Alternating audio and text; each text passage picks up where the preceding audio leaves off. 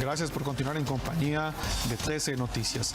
La Cámara Nacional de Transportistas advirtió que podría presentarse un paro técnico en algunas rutas del país si los diputados no aprueban una reforma de ley que daría un transitorio de 3 años para que los autobuseros puedan cambiar 300 unidades que pierden su permiso por pasar los 15 años de antigüedad que permite la ley.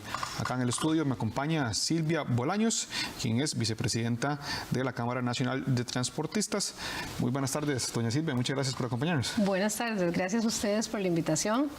Estamos para servirles y para aclarar las dudas de la población costarricense. Muchísimas gracias. También nos acompaña desde la Asamblea Legislativa la diputada Rocío Alfaro, diputada del Frente Amplio, el partido que en su totalidad ha sido quien más se ha opuesto a este proyecto de ley. Doña Rocío, muy buenas tardes y muchas gracias por acompañarnos acá en 13 Noticias.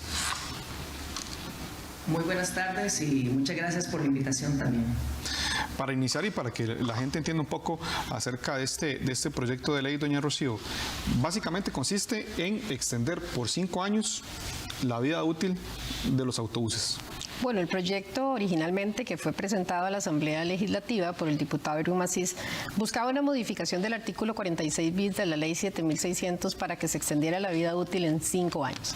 Sin embargo, desde el sector y desde la Cámara Nacional instamos para que se presentara una moción, entendiendo que este es un proyecto de carácter transitorio, que lo que viene es a solventar una situación que estamos atravesando en este momento de continuidad de servicio y de afectación producida por la pandemia, para que por 3 años, de manera transitoria, se permitiera que unidades que en este momento tienen 15 años, pero que cumplan con 3 revisiones técnicas al año, que tengan una fiscalización adecuada en carretera, pero que además cumplan con todos los requerimientos de accesibilidad, se les pueda extender por 3 años la vida útil.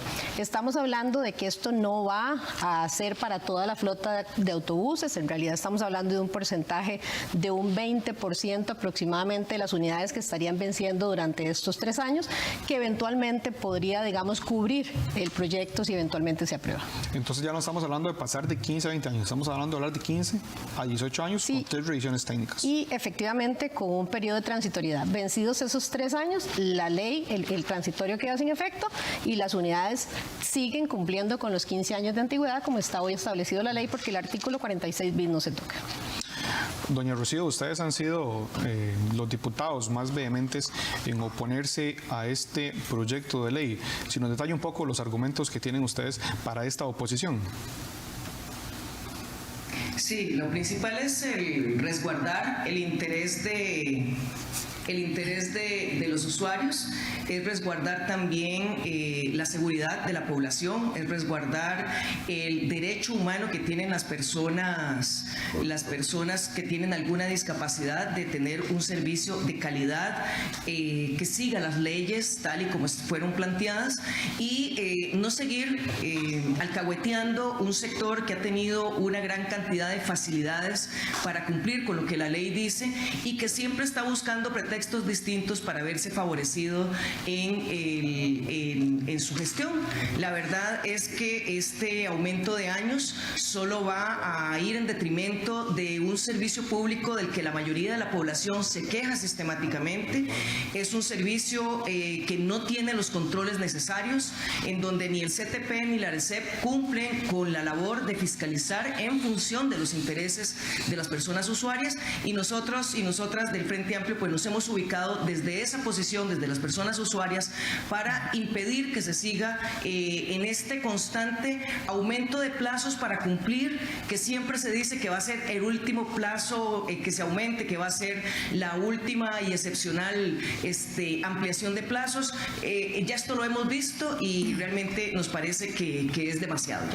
Doña Rocío, en un principio el proyecto se hablaba de extender a 20 años y de 2 revisiones técnicas al año. Con este cambio propuesto de que sea 18 años y de 3 revisiones técnicas, ustedes también se oponen, o sea, ustedes no están dispuestos a negociar ni siquiera 1 o 2 años.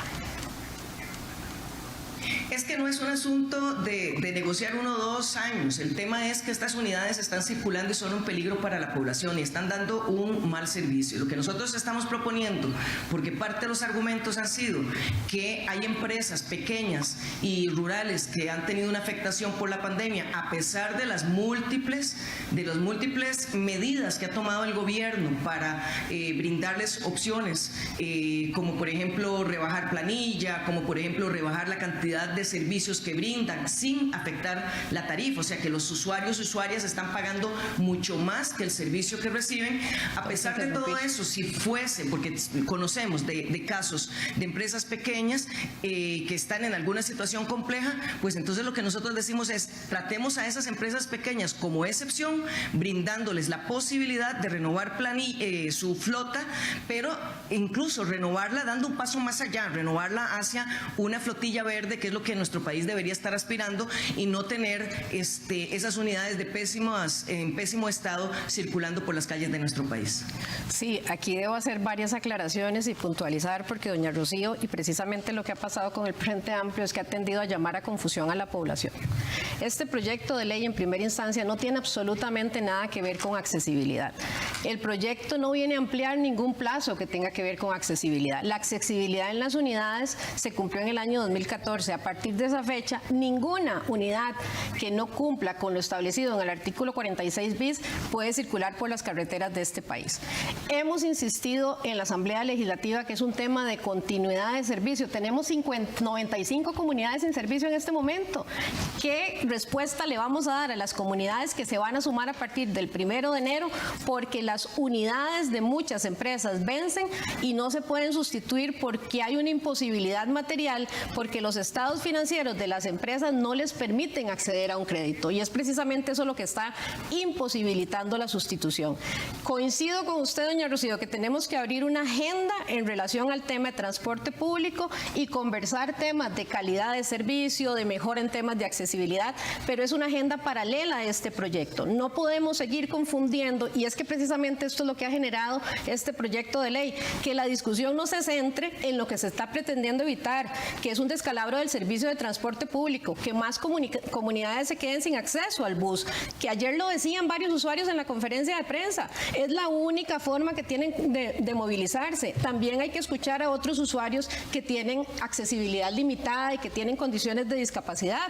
Una joven de Atenas lo decía ayer precisamente, desde los 6 años se mueve en bus, y la única forma que en este momento le permite estudiar, moverse, ir a trabajar y regresar a su comunidad es el autobús, porque en el lugar donde vive ni siquiera tienen taxis con rampa, ni tampoco los servicios de plataforma tienen rampa, es el bus. Y sí coincido con usted, y en eso hemos instado a la Asamblea Legislativa, que creemos una agenda paralela donde sentemos a las autoridades, al Ministerio de Obras Públicas, al ARECEP, a los señores diputados y nosotros como sector, porque la calidad del servicio del transporte público es un tema integral y no tiene únicamente que ver con un bus de 15 o de 20 años, tiene que ver con un tema de infraestructura, de las condiciones en las paradas, del tiempo de viaje, de lo que demoramos en las presas para poder llegar, y precisamente vamos hacia un proceso de modernización de transporte en el que nos encantaría que ustedes fueran parte, porque requerimos que eso se pueda hacer realidad, pero sin cacao no hay chocolate, y si en este momento no tenemos recursos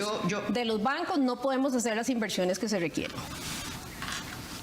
Doña Rocío, la Yo escuchamos. quisiera primero señalar de que sí, no son aclaraciones. Yo simplemente discrepo de la posición de doña Silvia, no es que ella me aclara cuál es la realidad. Vamos a ver, aquí hay una situación, no estamos hablando de cosas diferentes, o sea, la calidad del servicio público pasa, entre otras cosas, por la calidad de las unidades en las que la gente deposita su vida y la vida de sus seres queridos para transportarse de un lugar a otro, para poder llegar a sus trabajos ahora a tiempo, para poder regresar de sus lugares de estudio, para poder llegar, para mover la economía en sí misma. Es curioso que se quiera trasladar y hacer prácticamente una amenaza del sector, que ya lo hemos visto en otros países de América Latina, que es un sector que tiene un enorme poder económico, que empieza a amenazar a la población de que si no se hace lo que ellos dicen, entonces va a haber una paralización del servicio. Vamos a ver, doña Silvia incluso inicia diciendo que solo estamos hablando del 20% de toda la flotilla, pero después dice que si no se les otorga esos 3 años o 5 años de gracia, todo se va a paralizar. Entonces aquí aquí hay un problema de fondo. No, señora, y tengo que interrumpirla porque no sí, es así. señala bien doña 3 Silvia, años, y en doña eso Rocío, razón. y un Aquí paro el problema técnico, ha sido que se va a generar porque las unidades van a tener que parar. A partir del 31 de diciembre no van a tener RITEVE. ¿Cómo las vamos a sacar a operar? Bueno, por la misma conformación del ARECEP y por la misma conformación del CTP. Veamos en este momento el CTP y sus puertas giratorias, porque bueno, doña Silvia es representante ahora de la Cámara de Transportes, pero fue viceministra de Transportes. Claro, después por 8 meses, hace más de 12 años, doña Rocío. Yo creo que ya ese discurso se les volvió trillado porque no han logrado demostrar con argumentos técnicos que lo que están diciendo no es sostenible. Puertas giratorias son hijos de diputados en puestos de papás diputados del año anterior. Eso es una puerta giratoria. Perdone, permítame terminar la idea. Le agradecería que no me interrumpa, yo no la interrumpí usted. Don Gilbert Ureña es el representante de los taxistas, pero en realidad lo que sucede es que es el encargado del lobby autobusero aquí en la Asamblea Legislativa. Don Eric Ulate, que se supone debe representar a los consumidores, o sea, a los usuarios y usuarias de los servicios, es también una persona que representa los intereses de los grandes transportistas. ¿Y por qué hago la separación de los grandes transportistas? Porque aquí es clarísimo. Aquí no están usando un proyecto para proteger al pequeño, están utilizando esta amenaza y están utilizando este proyecto de ley para tratar de seguir haciendo clavos de oro con las necesidades de la población. Precisamente en esas personas que solo tienen como forma de movilidad el transporte público, es en lo que estamos pensando en el Frente Amplio. Y lo que aquí sucede es que los grandes transportistas son los que tienen el poder económico para mover sus fichas y los que tienen el poder económico para imponer medidas. Aquí se les dio por efectos de la pandemia, se les permitió eliminar flotillas, se les permitió, por lo tanto, eliminar costos. ¿Qué va a suceder con las tarifas si los automóviles, si los autobuses son más viejos? Si hay que meterles más reparaciones, esas 3 idas a inspección vehicular van a significar muchos más costos y esos costos se reflejan en la tarifa. Entonces nos van a venir después con el cuento que en este momento de crisis económica la gente no puede con más aumentos, es aumentarle la tarifa a los usuarios. Entonces de eso se trata, efectivamente, son posiciones diferentes porque lo vemos desde intereses diferentes. Nosotros desde los usuarios y los empresarios pues desde sus bolsillos. Doña Rocío, aquí es que no la estaba escuchando doña Silvia, usted no estaba escuchando doña Silvia, perdón, y doña Silvia tiene algunos comentarios que hacerle, algunas preguntas. Sí, yo le agradecería que no se quite los audífonos para que me pueda escuchar, porque todo lo que tengo que decirle es muy importante, doña Rocío. Y es que usted hace aseveraciones que no son ciertas. El acuerdo 70-30 de disminución de flotilla precisamente vino en raíz de la disminución de la demanda que tuvimos. 200 millones de movilizaciones menos en un año. ¿Para qué íbamos a tener buses moviéndose en San José vacíos? Que no estaban transportando gente y que más bien estaban incrementando los costos de operación del servicio. Por eso se aprobó el acuerdo 70-30. No tuvimos ningún proyecto de ley. No tuvimos ningún proyecto de ley. Sí, doña Rocío, porque aún tenemos un 30% menos de la demanda. En el momento en que se recupere, y ese acuerdo vence en agosto. Información que los empresarios dan sin ninguna fiscalización. Ese acuerdo vence en agosto, pese a que la misma ARECEP y el Banco Central han dicho que nos tocarán 5 años después de la pandemia para recuperarnos. Lo que pasa es que ustedes aquí quieren hacerle ver a los costarricenses lo que no es. Antes de conectarnos, usted y yo estaban hablando otros compañeros empresarios que advierten también de la situación que están viviendo. Es que, por Dios, queremos cerrarle la puerta al empresariado en este país, que son los que sostienen el país, los que generan empleo. En este momento tenemos una situación transitoria y eso es lo que queremos que ustedes comprendan. Nosotros no le estamos, yo quisiera que me diga con cuántos bancos se han sentado ustedes. Permítame terminar de igual manera que usted me lo pidió a mí. ¿Con cuántos bancos se han sentado ustedes a preguntarles cuántos créditos nuevos después de pandemia se han autorizado? Le aseguro a usted que ninguno. ¿Han pedido los estados financieros auditados de las empresas a la ARECEP? Ahí están, son abiertos. Y si usted me logra demostrar que los estados financieros son positivos para las empresas, dejamos esta discusión. Pero los estados financieros están en rojo. Nosotros desde Hace muchísimo tiempo tenemos la flota más joven en transporte público de Latinoamérica. 7 años, cuando la ley nos permitía 15 años. Eso significa que se han hecho inversiones. Eso significa que no tuvimos que esperar del año 2007, que se estableció la antigüedad, para que las 4.800 unidades vencieran hoy. Porque si no hubiéramos hecho inversiones, como ustedes le han querido hacer ver a la población, hoy no vencerían 290 unidades. Hoy estarían venciendo casi 5.000 unidades. Eso representa el compromiso del empresariado, tener la flota más joven de este país. En este momento costarricense simplemente estamos en un proceso de transitoriedad. El transporte público tiene que mejorarse definitivamente, y para eso los señores diputados tienen la posibilidad de generar una agenda conjunta con los entes rectores y sentarnos y llamarnos a cuenta a todos. Pero hoy lo que estamos pidiendo es que se otorguen 3 años para que los costarricenses no se queden sin servicio de transporte público. No es posible que una comunidad de Zapatón de Puriscal tenga que pagar 40.000 colones para poder hacer sus gestiones, o una comunidad Entre Ríos, aquí cerquita, como nos va a pasar en área metropolitana, tenga que pagar 8.000 colones para poder salir a hacer sus gestiones. Eso es lo que estamos defendiendo, doña Rocío. Bueno. Y con usted, con todo gusto, lamentablemente hemos mandado una serie de notas para que el Frente Amplio nos atienda, para poder conversar, para mejorar calidad de servicio, pero no nos han querido contestar. Doña Rocío, no sé si ustedes tienen alguna apertura con respecto a este tema. Con respecto a seguir alcahueteando las empresas que han tenido el tiempo para poder ponerse en ley en los plazos razonables y extensos que se les dio para poder ampliar renovar su flotilla, no tenemos, digamos, la idea no es aceptar esas reglas, excepto que sea precisamente para agilizar la posibilidad de que las pequeñas empresas autobuseras tengan las condiciones para competir con las grandes, porque también aquí ha habido un proceso de monopolización del servicio.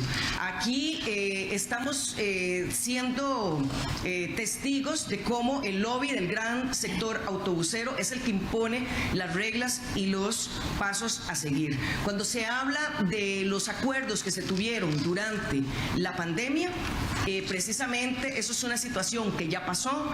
Los datos apuntan a que más bien la población está necesitando que se dé mucho más servicio, precisamente porque la crisis no le permite utilizar otro tipo de medios, y los autobuseros lo que están es haciendo presión para que se haga su santa voluntad. Aquí vamos a quedar claros también, ya hay en este momento una cantidad de rutas que han sido abandonadas de forma irresponsable, sin que el CTP tenga la voluntad de resolver el problema de la población, y la ARECEP también se ha hecho de oídos sordos ante esta situación. A mí me parece, y creo que la población lo sabe muy bien, esto no es un asunto de que todo se va a paralizar y que habrá cantones completos que se queden sin rutas. La misma doña Silvia ha dicho, es un 20% de la flotilla. Aquí el asunto es que no quieren hacer las inversiones necesarias. Y al respecto de los libros contables, sí, nos hemos encontrado, por supuesto que los hemos solicitado, nos hemos encontrado curiosidades como que hay grandes empresarios que colocan como parte de sus bienes para pedir préstamos, incluso las rutas mismas les ponen precio, lo cual es absolutamente ilegal. Absolutamente ilegal. ¿Por qué? Porque las rutas le pertenecen al Estado y le pertenecen a la población. Son bienes demaniales de los que ellos no pueden usufructuar simplemente como ponerlo como un bien propio. Pero bueno, son parte de las curiosidades que suceden en un país en donde tanto el CTP, la ARECEP y el gran empresariado se ponen de acuerdo, financian a diputados que están aquí, porque así es, y al señor presidente también, los financian para que se haga su santa voluntad. Pero yo creo que los usuarios hace rato estamos hartos del sistema de buses en pésimo estado que recibimos, de las altas tarifas que no se corresponden con el servicio que recibimos. Sí. Doña Rocío, hay algo que es inevitable, y es el hecho que ya hay algunos autobuses, algunas unidades que se les vencen sus 15 años. Muy corto, porque ya se nos está acabando el tiempo, nos quedan 3 minutos. ¿Qué proponen o qué se puede hacer con estas unidades de buses que ya a partir del próximo año no podrán circular? Bueno, a las empresas les corresponde, tal vez le corresponde al CTP hacer efectivas las leyes que existen en este país. Aquí no vale simplemente decir que no se puede cumplir con la ley y que entonces la ley es la que debe cambiar. Ese ha sido el camino del desastre para la población costarricense. Estemos hablando de los derechos de transporte público, estemos hablando de derechos laborales, de lo que sea que estemos hablando, no podemos seguir esa ruta de que la gente se niega a cumplir con la ley y entonces la ley es la que debe de modificarse. Realmente lo que nosotros hemos planteado es que para el pequeño autobusero, para los autobuseros rurales hay alternativas, es con el fondo de avales, es renovando flotillas hacia una flotilla verde y es haciendo cumplir a los grandes autobuseros sin que vengan a extorsionar a la población, porque esto de señalar de que van a paralizar el transporte, que van a hacer prácticamente entonces una huelga a partir de enero, paralizar el transporte público de nuestro país, si no se hace su voluntad, bueno, es una amenaza muy grave que todos y todas deberíamos de tomar nota, y los organismos encargados de hacer valer la ley también deberían estar tomando nota, principalmente porque muchas de estas aseveraciones han sido hechas por personas que son responsables del transporte público a nivel nacional. Doña Silvia, una última intervención corta, Sí, pues muchas se nos acaba el gracias. tiempo. Parte del problema que tiene este país es tener gente que no tiene conocimiento en puestos que son necesarios tener ese conocimiento técnico. Eso es parte del problema que tiene el país y que tenemos que mejorar para poder avanzar. Cuando hablamos de un paro técnico es porque a partir del 31 de diciembre va a haber una imposibilidad de sacar las unidades porque la revisión técnica se les vence, porque se les vence la antigüedad.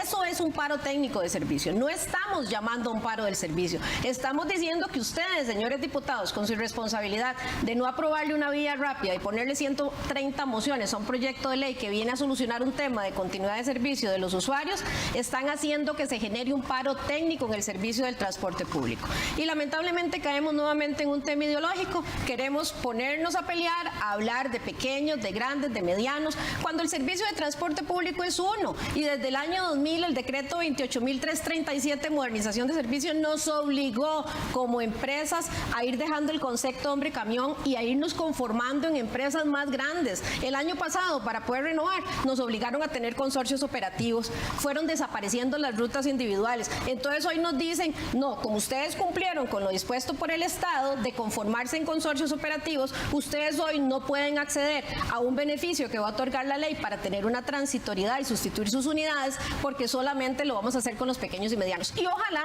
lo logremos hacer también con los pequeños y medianos. Pero ustedes proponen un proyecto de ley que también engaña a la población costarricense, con un fondo de avales que primero requiere solvencia, que en este momento no tienen las empresas, estados financieros no en rojo, que en este momento no tienen las empresas, pero además le vienen a establecer requisitos de estar al día en la caja, estar al día en los cánones y una serie de requisitos como si estuviéramos en una época normal. Señores diputados, despierten. Venimos de 2 años de pandemia que afectó a este país en general y probablemente a los servidores públicos, no sé si les rebajaron el salario o no, pero al sector empresarial nos golpeó fuertemente y a todos nos rebajaron el salario.